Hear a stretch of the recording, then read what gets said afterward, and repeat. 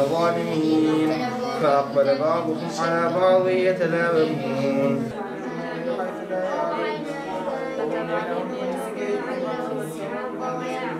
لفرقة منهم طائفة ليتفقهوا في الدين.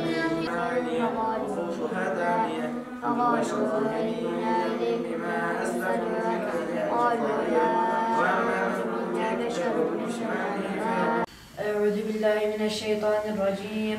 بسم الله الرحمن الرحيم. وعلى الثلاثة الذين خلفوا حتى إذا ضاقت عليهم الأرض بما رحبت وضاقت عليهم أنفسهم يا أيها الذين آمنوا اتقوا الله وكونوا مع الصادقين. وعلى الثلاثة الذين خلفوا حتى إذا ضاقت عليهم الأرض بما رحبت وضاقت عليهم أنفسهم وظنوا أن لا ملجأ من الله إلا إليه. Küçük yaşlarda Kur'an okumayı öğrendim. Ondan sonra hafızlara baktım ve imrendim. Ve bizim mahallede de bu okulun ismini çok duydum. Ve sınava girdim, bu okula kazandım. Yaklaşık bir yıl gibi bir süre de hafızlığımı bitirdim. 6. sınıfta biraz yurtta kaldım. Ondan sonra yakın bir zamanda da hafızlık tespit sınavına girdim. Hafızlık tespit sınavına da geçtim çok şükür. Okul güzel, beğeniyorum.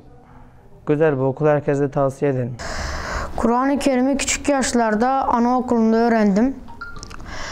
Ailemin teşviğiyle hem kendimin hem ailemin hafızlara da imrendiğim için aynı zamanda kendim hafız olmak istedim ve bu okulu tercih ettim. Hem hafızlığımı hem de akademik derslerimi burada yürütüyorum. Küçük yaşlarda Kur'an'ı öğrenmiştim. Tabii o zamandan Kur'an'ı ezberlemeye, hafız olmaya isteğim vardı. Bugüne nasipmiş ve 2019 yılında bu okulu kazandım ve hafızlığımı bitirip hafızlık tespit sınavına girip hafızlığımı çok şükür kazandım. Hafız olduğum için çok sevinçliyim çünkü aynı zamanda ailem de sevinçli, ben de sevinçliyim. 3. sınıfta Kur'an'ı öğrendim. Hafızlığı o zamanlar bilmiyordum. Sonra 4. sınıfta din kültürü hocam yardımıyla bana bu okulu önerdi. Sonra ailemden hafızlığın ne kadar güzel bir şey olduğunu öğrendim. Sonra onu öğrenince yapmak istedim. Okulun sınavına girip 2019'da kazandım sınavı. Sonra bir yıl hafızlık yaptıktan sonra yakın zamanlarda hafızlık tespit sınavına girdim, kazandım. Okulumdan mutluyum. Hem akademik hem Kur'an'da iyiyim. Büyüyünce pilot olup vatana millete hayırlı bir evlat olmak istiyorum. Ben okula gitmeden önce annem tarafından Kur'an'ı zaten öğrenmiştim. İlkokulda da bir tane hocam bana bu okulu gitmemi söyledi. Güzel bir okul dedi. Ben de onun sayesinde bu sınava girdim.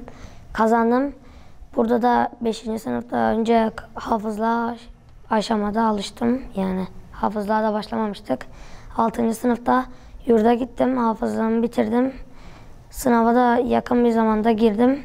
İyi geçti. Çok şükür geçtim sınavda. Okulu da tavsiye ediyorum. Hafızlık sürecinde yani çok fazla her yerde çalışıyordum. Bazen tatillere falan gitmiyorduk. Çalışıyordum. O zamanlar mesela yaz tatiline diğerleri gidiyordu. Biz çalışıyorduk yani oynayamıyorduk ama hafız oldum yani mutluyum. İleride de pilot olacağım inşallah. 4. sınıfta bu okulu duydum. Sınava girdim. Hafızlı olmak istiyordum. Sınavı geçtim. Burada hafızlık yapmaya başladım. Bir yıl kadar yurtta kaldım. Yurtta hafızlığımı bitirdim. Ondan sonra sınava girdim. Sınavı kazandım. Elhamdülillah iyi geçti. Hafız mühendis olmak istiyorum. Bu okulda lisede okumak istiyorum. Hem burada hafızlık tekrarımı da yapabilirim. Bu okulda Kur'an dersi de oluyor. Akademik derste de Kur'an dersine de ağırlık verebiliyorum. Bu okul güzel bir okul. 2017'den bu yana yani 2 senedir hafızlık projesini yürütüyoruz. Milli Eğitimle beraber Diyanet İşleri Başkanlığımız, müftülüğümüz hep beraber bu işin içerisindeyiz. Yaklaşık 22 tane şu anda hafızımız var. 10 tanesi belgesini aldı. Bu çocuklar tabii pandeminin etkisiyle biraz akademik hayata olumsuz etkisi olduğu gibi hafızlık sürecine de pandeminin olumsuz etkisi var. Buna rağmen olağanüstü bir gayretle belgelerini almaya hak kazandılar. Bundan sonra da inşallah aynı istikamette artık akademik yönden kendilerini güçlendireceğiz. Ümidimiz, umudumuz bu çocukların iki alanda da başarılı olması ki yaptığımız denemelerde bunu gösteriyorlar inşallah. Türkiye dereceleri bekliyoruz bu hafızlarımızdan. Akademik olarak da çok iyi durumdalar. Hafızlık olarak da güzel bir başarı ortaya koydular. Önümüzdeki süreçte inşallah sayıları 30'a, 40'a, 50'ye, 100'e çıkacak. Çok hızlı bir şekilde bu pandeminin olumsuz etkilerine rağmen sayımız artıyor. Bu süreçte tabii velilerimizin, çocuklarımızın ciddi bir disiplini bunda çok büyük katkıya sahip bu başarıda. Ve hocalarımız da sürekli takip ediyorlar, birebir ilgileniyorlar. Evet, Görmez İmam Hatip olarak bu hafızlık projesini biz başlattık Antep'te ama şu anda kızlarda Sevinç Bahattin Teymur, yine erkeklerde Bülbülzade İmam Hatip, Boyacı Mahmut Silan, Bedrettin Ayni gibi imam hatiplerimizde bu hafızlık işine sahip çıktılar.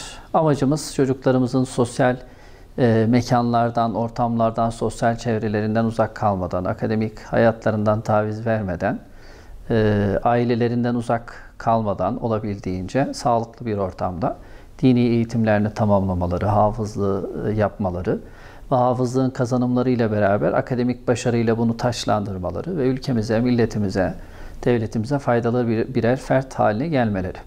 Bu doğrultuda olanakları, imkanları olabildiğince onların hizmetine sunmaya çalışıyoruz ve inşallah başarı da onunla beraber geliyor.